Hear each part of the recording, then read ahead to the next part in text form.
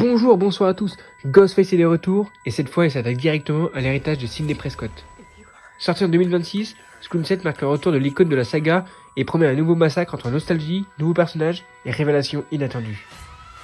Mais la vraie question est simple, est-ce que ce 7ème film relance vraiment la saga, ou est-ce qu'elle commence sérieusement à tourner en rond? Entre fanservice, twist, retour des anciens et une nouvelle génération de victimes, je vous donne mon avis complet sur Scream 7. Scénario, tueur, révélation et surtout, si le film vaut vraiment le coup.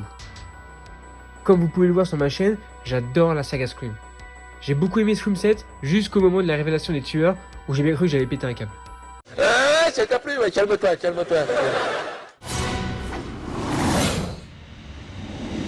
Pour commencer, un des aspects intéressants du film est le mystère autour de Stomacher. Surprise, Sidney. Pendant une grande partie du film, on se demande s'il pourrait être impliqué dans les événements, ce qui maintient une tension et une curiosité chez les spectateurs. Un autre point positif est le retour de Sidney Prescott, personnage emblématique de la saga. Le film développe aussi ses relations avec sa fille, ce qui apporte un aspect plus personnel et émotionnel à l'histoire.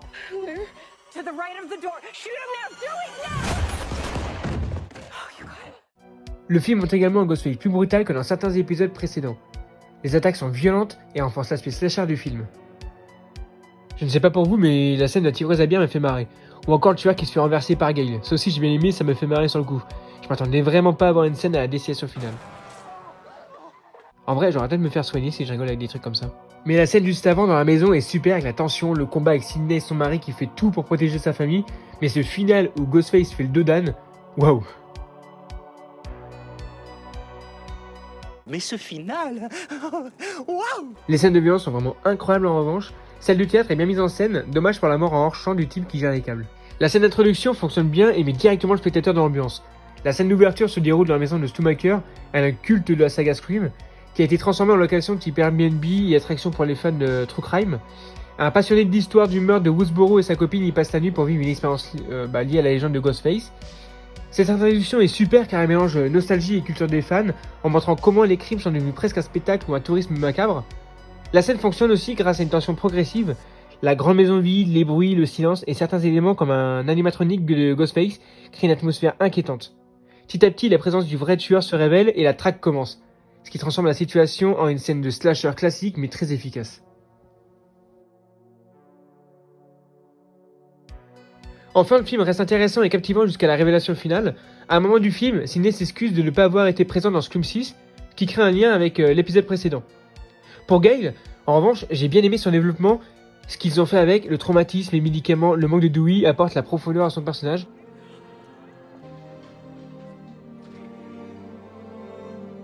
Comme pour Sidney qui est plus vulnérable car doit protéger sa famille. Cependant, le film présente aussi plusieurs défauts. Tout d'abord, le mobile du tueur. Il est lié à un détail de Scream 4, le livre écrit par Sidney. Non mais sérieux, le mobile en carton. La raison est pauvre pour la tuer, on croit vraiment qu'il y a un lien avec son passé ou tout. C'est personnel, vu qu'ils veulent toucher à sa famille et faire du mal à sa fille devant elle pour la faire souffrir. Sauf si dans les prochains, on apprend que quelqu'un dirige dans l'ombre et recrute plein de psychopathes qui ont une dent contre Sidney pour un détail dans leur vie. Là, c'est une femme qui a tué son mari violent, je crois de mémoire, et qui devient folle après la disparition de Sidney car c'est une fan qui a une révélation en lisant son livre. Merde! Putain! Merde! Dans le premier Scream, la révélation est super avec Stu Billy. Le 2 pareil, avec la mère vengeuse. Le 3 qui clôt la trilogie avec Roman Bridger qui a tout dirigé, même si le film n'est pas le meilleur de la saga. Le 4 avec la cousine de Sidney, excellent. Et puis le 5, on te gifle, petit manque de respect, mais bon, ça passe encore. Le 6, le film est très bien, mais la révélation, on te jette une couche de merde sur toi. Bon, quand même le père, ça passe. Mais les deux enfants, vraiment bof. Mais le 7, on t'agresse sexuellement, on te pisse dessus avant de partir. Sérieux, j'ai pas compris.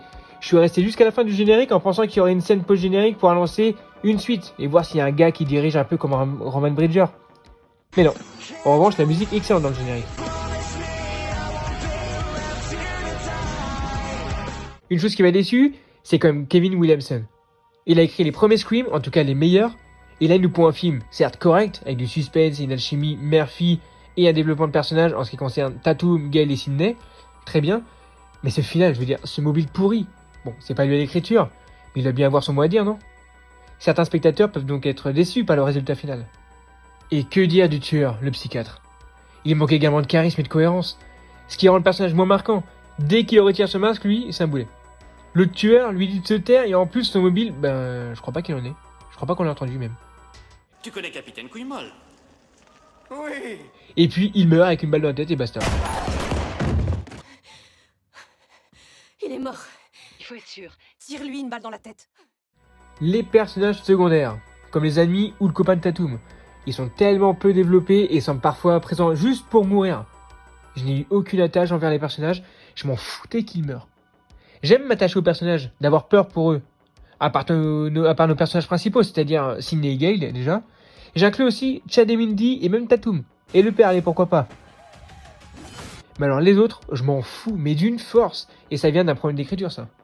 Le film introduit aussi l'intelligence artificielle. Mais cette idée est mal développée, et ce n'est même pas exploité à son plein potentiel. Allez, qu'est-ce qu'on a encore? Le changement d'acteur pour Mark, qui n'est même pas le même personnage que dans le 3. Après, l'acteur n'a pas pu se libérer pour ce film. J'aurais aimé qu'on voit une meilleure alchimie entre eux, avec donc Sidney et son mari Mark. À part la scène dans le lit, ou 2 ou 3 dialogues entre eux, ça s'arrête là. Et on voit bien que ce n'est pas le personnage du 3, recasté, car il ne porte même pas le même nom. Là c'est Evans, et dans le 3 je crois que c'est Kincaid. En parlant personnage secondaire, il manque Kirby. Dans le 6, elle dit qu'elle s'intéresse à tout ce qui touche à Ghostface, mais là on la voit pas. Après, elle n'est pas indispensable, mais elle aurait pu être avec Chad et Mindy le temps de quelques scènes, et avoir une interaction avec Sidney. Bon, là je vous avoue, c'est du fanservice. Mais j'adore le fanservice quand c'est bien amené. Après je suis pas scénariste, donc elle a peut-être pas sa place, mais bon, j'en parle quand même. Et les tueurs qui se relèvent après s'en prendre plein la gueule, on en parle aussi? Je sais que dans la saga, on a l'impression qu'avec le costume, c'est presque des surhommes. Mais là, l'extincteur dans la gueule, la chaise, la table, les coups de tournevis dans le bide, la brique, et j'en passe. Et les mecs ils se relèvent et disparaissent sans gémir. Enfin, le film donne parfois l'impression de manquer de nouveautés, sauf le passage où le premier Ghostface meurt écrasé en plein milieu du film. Un peu comme le début du 6 avec un Ghostface qui tue un autre Ghostface. Mais j'aurais voulu qu'il parte plus loin, genre une secte de Ghostface avec plein de tueurs ou autre. Mais là, on est dans la même formule, c'est-à-dire un cercle d'amis, le petit ami qui est le suspect, etc. J'aime le côté nostalgie vraiment, mais ils auraient dû l'exploiter jusqu'au bout avec Stu et que les tueurs ont un réel lien pour terminer sur le passé. Et ensuite, le 8, on part sur une nouvelle histoire. Je veux dire, fini les tueurs avec un lien du passé, et on a des tueurs avec de nouveaux mobiles, et surtout, on touche pas à Sidney. Et une chose que je ne pardonne pas, au début du film, on brûle la maison de Stu avec tout ce qu'on a connu dedans. Mais je trouve que c'est une trahison de faire ça par des tueurs, des personnes qui n'ont rien à voir avec les origines et la mythologie de la saga. Ça aurait eu un vrai impact si c'était Stu ou un autre tueur avec un lien avec Sidney en 1996.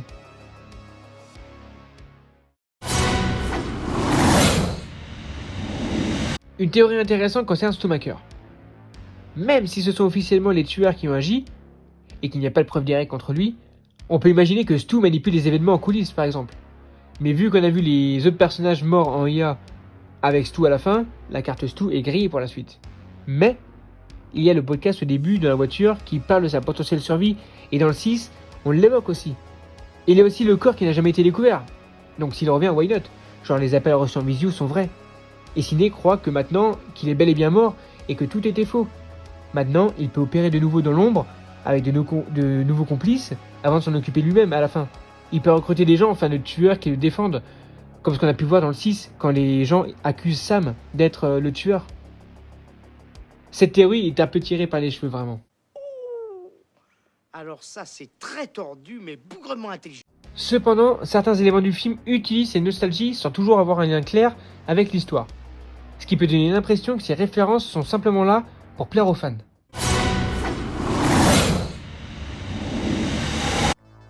J'aurais aimé une fin avec un Ghostface qui reste en vie et qu'on ne sache pas qui c'est sous le masque, ou une scène de fin avec le vrai Stu, ou un tueur prêt à passer à la deuxième étape, ça aurait fait une fin ouverte pour un potentiel 8.